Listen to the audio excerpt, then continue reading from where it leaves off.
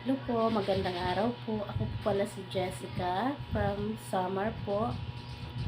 Ah, Andito po ako ngayon sa inyong harapan upang maikwento din po sa inyo kung ano po ang naging journey ko po sa aking pong pag-aaral sa loob po ng 8 buwan. Is po sa pag-aaral ko po na iyon ay hindi po masasabi na ito po ay madali. Is po mahirap po. Lalo na po marami pong struggle. Ako naman po, ah, hindi ko po ma-manage noon yung aking time. Kasi may mga anak din po ako. Ngunit hindi po ako sumuko. Hindi po yung naging dahilan ng akin po hindi pagpapatuloy po. Bagkus po, mas lalo po akong naging sabik po ng kanya pong salita.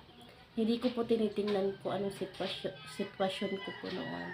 Yes po, bilang isang nanay, mahirap po. Pero ganun pa man po, ako po ay nakapag-pass over. Nalagpasan ko po yung paglo-load ko na po na yon sa loob po ng 8 buwan. Naglo-load lang po ako, nalagpasan ko po yon. At ako naman po ay nagagalak. Hanggang sa si po ako, call to serve training po noong January 30 at natapos din po ako noong March 30, 2026. Yes po.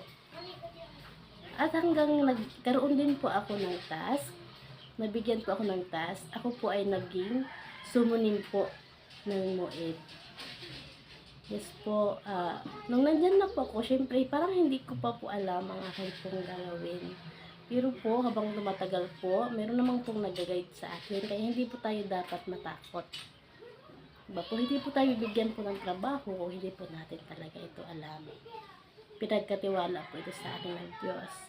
Kaya, naging ano din po ako, nabigyan din po ako ng another task po. Ako po ay naging biyok po ng NEO, tagapag-alaga po ng Passover sa center po. At hanggang ngayon po,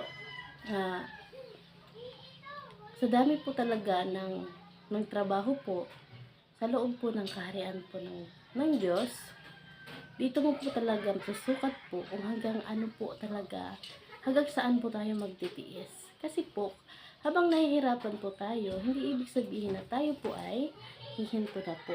Pagkus po, mas lalo pa po natin pagsikapan na magawa po talaga natin ang kanya pong kalooban.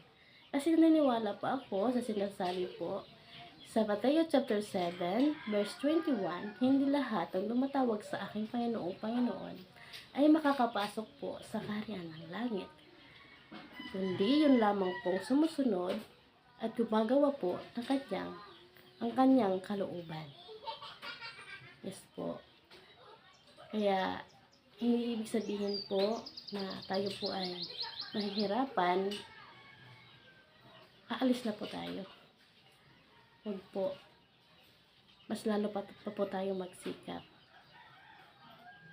na makasunod po ng kanyang kalooban. Yan lamang po. Salamat po and God bless po sa lahat.